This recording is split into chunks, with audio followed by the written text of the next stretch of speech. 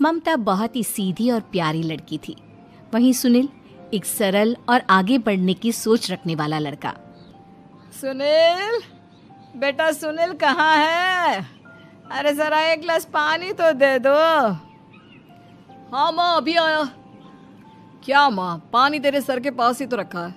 क्या हो गया है, तबीयत खराब है क्या? अरे नहीं नहीं, वो उठने का मन ही नहीं कर रहा था तो देखा ही नहीं।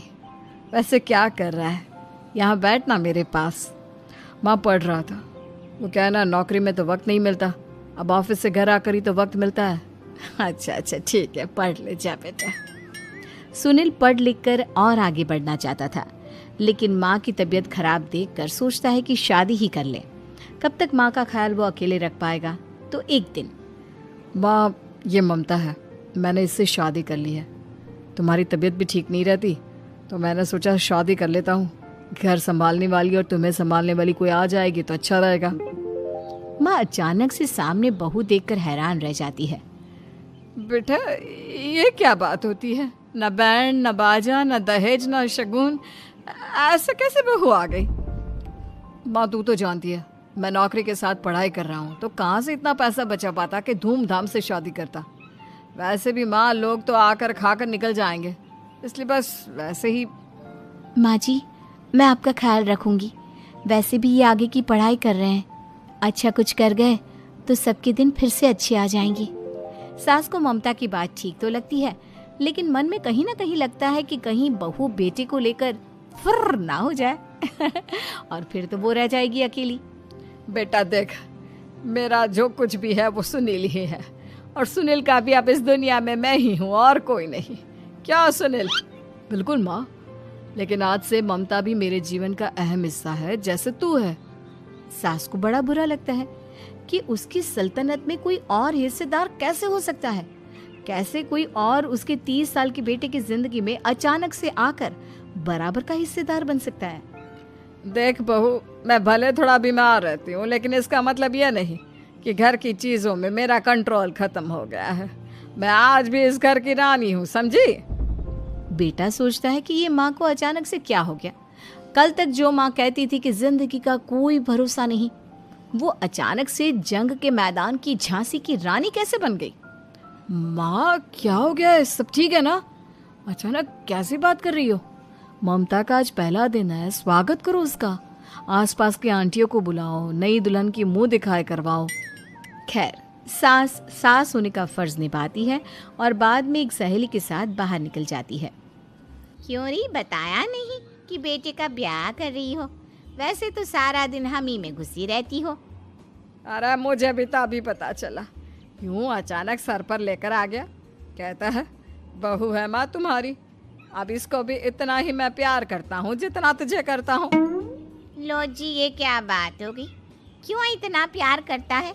अरे माँ का प्यार तो ज्यादा होता है। अब उसको तो कोई दूसरा पति मिल सकता है, लेकिन तुम ही बताओ, क्या माँ की ममता किसी और की हो सकती है? ना जी ना, बेटे को समझाओ ये बात।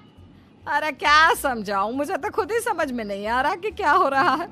जो बेटा कल तक माँ माँ करता था, अचानक से बीवी बीवी का राग आलाप रहा है। देखा, उसकी बीवी ना सुंदर और जवान है। सुंदरता के आगे तो एक से एक नहीं टिके, तो तेरा बेटा किस खेत की मूली है? सास को भी समझ में आ जाता है कि बहू की सुंदरता के आगे माँ का प्यार किसी काम का नहीं। उधर बीवी, ए जी, अम्मा जी सहेलियों को छोड़ने गई थी, अभी तक आई नहीं, हम देख आए क्या? अरे रहने दो ना, आ जाएंगी। कहाँ जाएगी, उनकी आदत है, एक बार जाती है तो पूरी पंचायत खत्म करके ही आती है। अच्छा ही है, खाना वाना खा कर गई होगी। छोड़ो ना, घूमेगी तो खाना पचेगा, नहीं तो ऐसे ही खाट पकड़ लेगी। बहू भी शांत हो जाती है। उधर सास सोचती है कि आज थोड़ा देर से ही घर जाती हूँ, जब बेटा परेशान होकर ढूंढेगा तब मजा आएगा। बीवी को खुद ही पता चल जाएगा कि माँ के आगे उसकी दाल नहीं गलेगी। लेकिन वहीं दूसरी ओर घर पर, ए जी, माँ जी अभी भी नहीं आई, हमको तो घबराहट हो रही है कि क्या करें, जाकर पता करें किसी के घर। अच्छा, कहाँ जाओगी ये भी बता दो। पहला दिन है तुम्हारा इस घर में और एक ही दिन में मोहल्ला छानोगी क्या? हाँ, तो आप भी तो नहीं जा रहे हैं ना, हमको फिक्र हो रही है। अरे यार, ये रोज का है अम्मा का, खाओ और सो जाओ। बस फिर क्या था, बेटा बहू खाना खाते हैं और कमरे में सोने चले जाते हैं। उधर जब सास को कोई देखने नहीं आता तो वो हार कर घर आ जाती है, जहाँ वो देखती है कि सारे घर की लाइट्स बंद है। सास को गुस्सा आता है। बहू, ममता बहू कहाँ हो?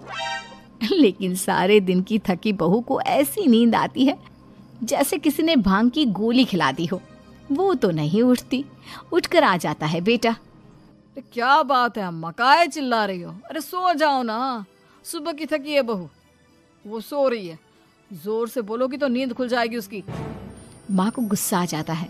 फिलहाल तो सो जाती है, लेकिन मन ही मन ढेर सारा जहर बहू के लिए भरा होता है। सुबह बहू चाय बना रही होती है कि सास धीरे से गैस तेज कर देती है, जिससे चाय का बर्तन जल जाता है। और जैसे ही बहू चाय का बर्तन उठाती है, उसका हाथ जल जाता है। मेरा हाथ जल गया। वो जोर जोर से चिल्लाकर इधर उधर भागती है कि सास थोड़ी देर में उसके हाथ में पानी डाल देती है।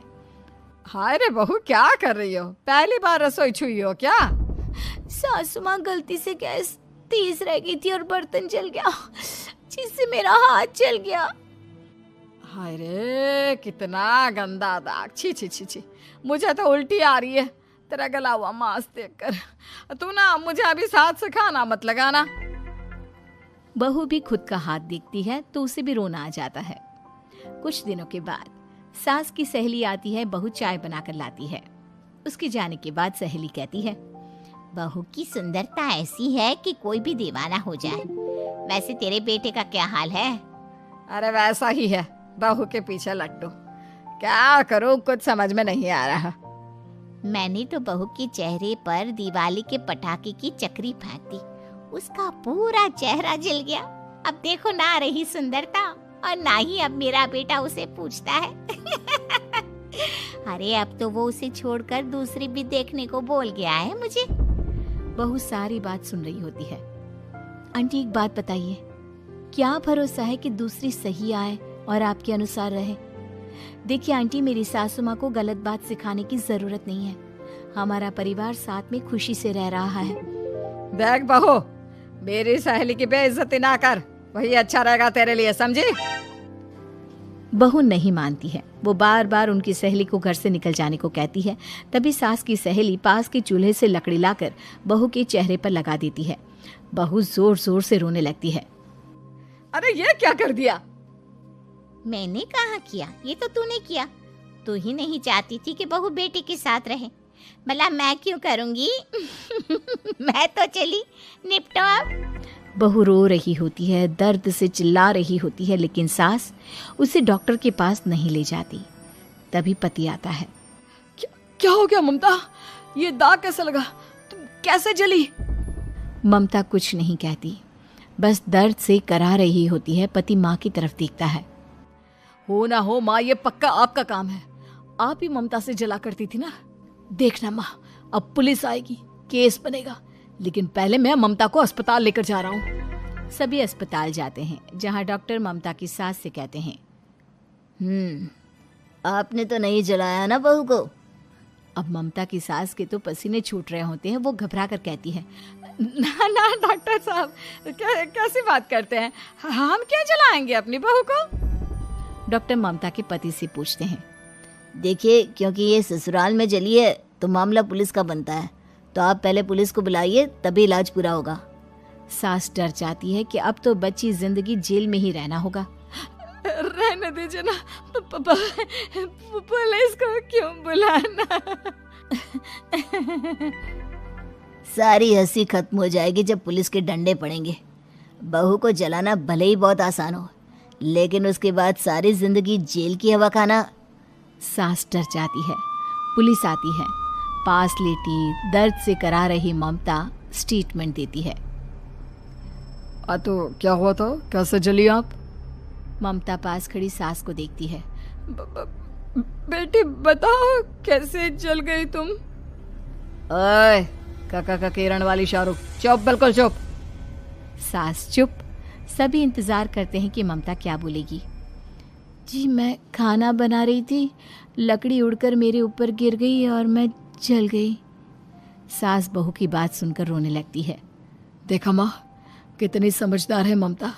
ये चाहती तो, हाँ बेटा, ये चाहती तो मैं आज जेल में होती। मुझे माफ कर दे, मैं आगे से अभी कभी ऐसा नहीं करूंगी। बहू के साथ मिलकर रहूंगी, मुझे माफ। दोस्तों, हमें उम्मीद है कि आपको हमारी ये कहानी पसंद आई होगी। कृपया हमारे चैनल को सब्सक्राइब करें और सभी अपडेट्स के लिए बेल आइकन जरूर दबाएं। और हाँ, वीडियो लाइक और शेयर करना मत भूलिएगा। Bye bye.